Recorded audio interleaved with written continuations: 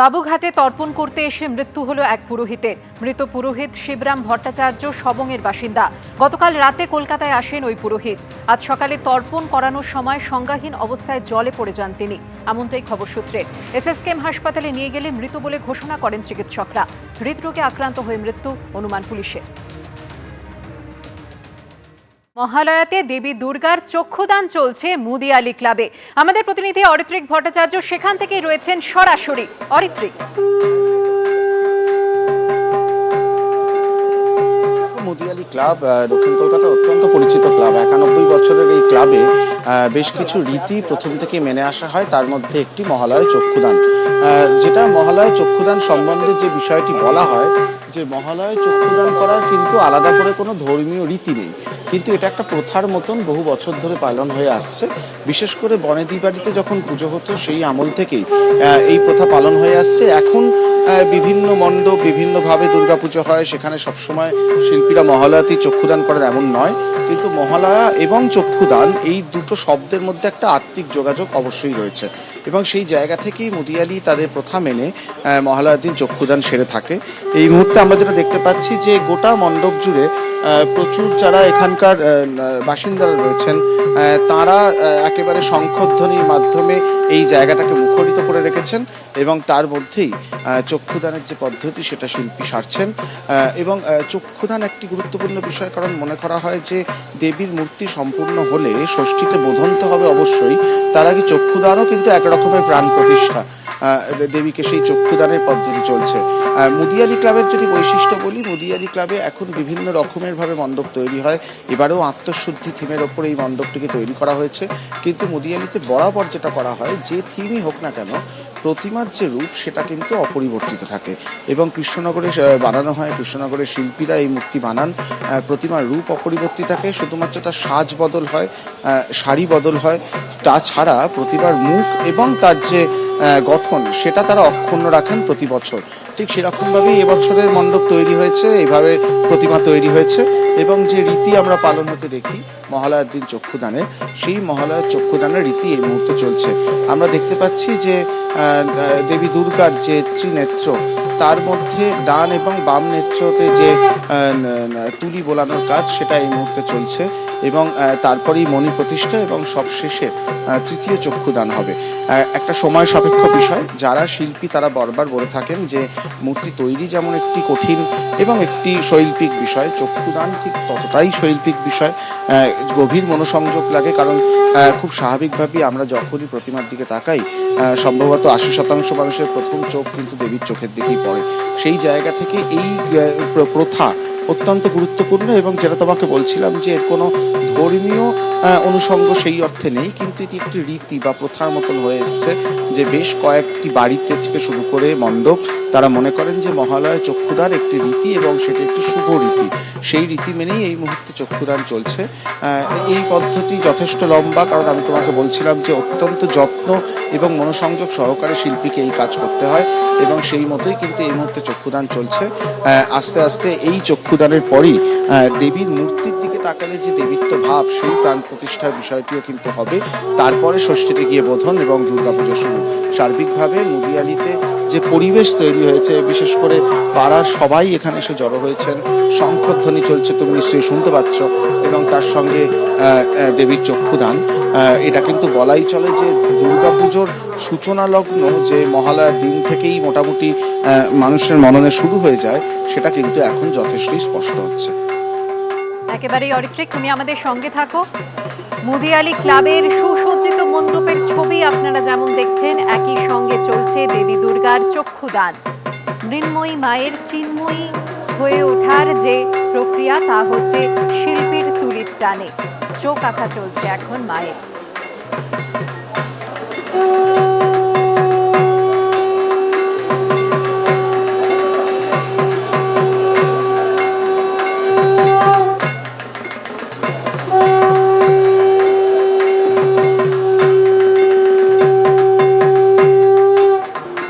একদিকে মুদিয়ালি ক্লাব এবং অন্যদিকে দেখুন টালা প্রত্যয়ের ছবি, সেখানেও চলছে চক্ষুদান।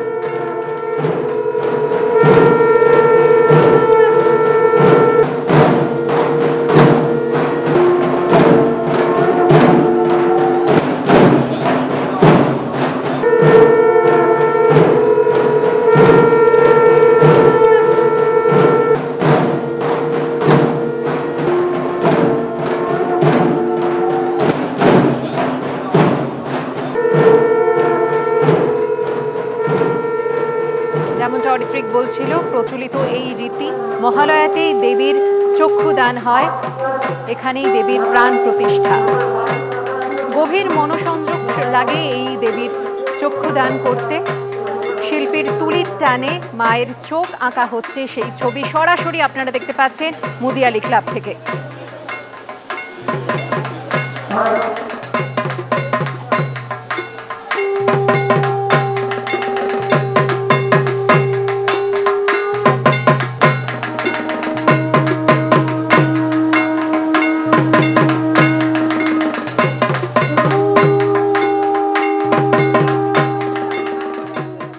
শনিবাসরীয় দুপুরে বৃষ্টি মাথায় নিয়ে শারদোৎসবের সূচনা করেন মুখ্যমন্ত্রী। তবে শুরুতেই স্পষ্ট করে দেন এ শুধুমাত্র মণ্ডপের উদ্বোধন। এ নিয়ে কটাক্ষ ছুঁড়ে দিয়েছেন শুভেন্দু অধিকারী। শ্রীভূমি স্পোর্টিং ক্লাবের উদ্বোধন মঞ্চ থেকে বাংলা, বাঙালি ও পরিযায়ী শ্রমিক ইস্যুতেও সুর চড়ান মমতা বন্দ্যোপাধ্যায়। পাল্টা জবাব দিয়েছেন বিরোধী দলনেতা। মহালয়ার আগেই যেন পুজো শুরু। শনিবাসরীয় দুপুরে বৃষ্টি মাথায় নিয়ে শারদোৎসবের সূচনা করলেন মুখ্যমন্ত্রী। তবে শুরুতেই স্পষ্ট করে দেন এই শুধুমাত্র মণ্ডপের উদ্বোধন। কালকে মহালয়া মাতৃতর্পণ হবে। মাতৃতর্পণের আগে আমি পূজা মাতৃমূর্তি উদ্বোধন করি না, মহালয়ার দিন থেকে করি। আজকে আমি প্যান্ডেল উদ্বোধন হিসেবে এসেছি। এদিন দুপুরে প্রথমে হাতিবাগান সর্বজনীনের পুজো মণ্ডপে পৌঁছন মুখ্যমন্ত্রী। সঙ্গে ছিলেন কাশীপুর বেলগাছিয়ার বিধায়ক অতীন ঘোষ। সেখান থেকে চলে যান টালা প্রত্যয়। এবছর উত্তর কলকাতার এই পুজোর শতবর্ষ। টালা প্রত্যয়ের থিমের নামকরণ করেছেন মুখ্যমন্ত্রী, নাম দিয়েছেন বীজ অঙ্গন। শুভ আমায় বলেছিল যে দিদি, আমরা একটা বীজ অঙ্কন করছি, আমাদের একটা থিম লিখে দেবে। এমনিতেই আপনাদের আমি বলি, অরূপ চায় না যে ওদের থিমটা প্রথম থেকে আমি করি বলে আর কোনো কারো থিম আমি করি। এটা ওদের আবদার। ববের ওই ঠাকুরের চোখ আঁকা আর হচ্ছে ওদের থিম। ধান্যে ভরে এটা লেখা এবং সুর করা আমার। টালা প্রত্যয় থেকে দমকল মন্ত্রী সুজিত বসু শ্রীভূমি স্পোর্টিং ক্লাবের পুজো। বর্ণাঢ্য অনুষ্ঠানে মুখ্যমন্ত্রীকে স্বাগত জানানো হয়। মুখ্যমন্ত্রী মণ্ডপের উদ্বোধন ঘিরে কটাক্ষ ছুঁড়ে দিয়েছেন শুভেন্দু অধিকারী। একটা বিশেষ সম্প্রদায়কে বার্তা দিচ্ছেন হিজাব পরে। তিনি আজকে পুজো উদ্বোধন করেছেন। সরাসরি হিন্দু আস্থা, হিন্দু রীতিনীতি, পরম্পরাতে আঘাত। পিতৃপক্ষে আজকে শেষ দিন, একটা বিশেষ মেসেজ তিনি 32-33% ভোটারকে দিচ্ছেন যে আমি কমপ্লিটলি সেকুলার, আমি নাস্তিক। নাস্তিক নয়, আমি প্রো মুসলিম লীগ। এটা ক্লিয়ার মেসেজ। শুভেন্দু অধিকারী, মমতা বন্দ্যোপাধ্যায়, তিনি 100 বার হিন্দু, ব্রাহ্মণ ঘরের কন্যা, কিন্তু তিনি সব ধর্মকে সম্মান করেন, ভালোবাসেন। তার বাড়িতে কালী পুজো হয়, নিজে সন্তোষী মাতার পুজো করেন, বগলামায়ের মন্ত্র তার ঠোঁটে। দয়া করে ধর্ম নিয়ে মমতা বন্দ্যোপাধ্যায়কে আক্রমণ করবেন।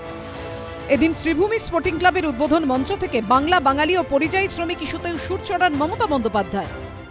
বাংলা ভাষায় কথা বললে তার উপর অত্যাচার করতে হবে, এটাই আমি একমত নই। আবার 22 লক্ষ আমার বাইরে কাজ করে, কিন্তু সেরকম এখানেও কিন্তু মনে রাখবেন 1.5 কোটি 1.5 crores they are working in Bengal.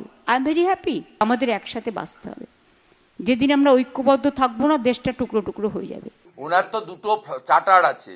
ওনাকে বলবো পুজোর কদিন আপনি শুরু করুন ভুবনেশ্বর থেকে, পুনে, মুম্বাই, তারপর দিল্লি হয়ে আপনি পাটনা হয়ে ফিরে আসুন। তাহলে দুর্গাপূজায় বাঙালিদের উৎসাহটা এটা দেখে আসবেন। ভারতীয় জনতা পার্টির পশ্চিমবঙ্গের বাছাই করা 30-35 জন নেতা, এমএলএ, এক্স এমএলএ, এমপি, এরা প্রবাস করে ফিরলেন। তো দেখে এসেছেন বাঙালিরা কেমন আছে, কেমন পুজো করছেন। এদিন মুখ্যমন্ত্রী জানান আগামী কয়েকদিনে তিনি নিজে উপস্থিত থেকে অথবা ভার্চুয়ালি 3000 পুজোর উদ্বোধন করবেন। উজ্জ্বল মুখোপাধ্যায়, ময়ূর ঠাকুর চক্রবর্তী ও জয়ন্ত পালের রিপোর্ট, এবিপি আনন্দ।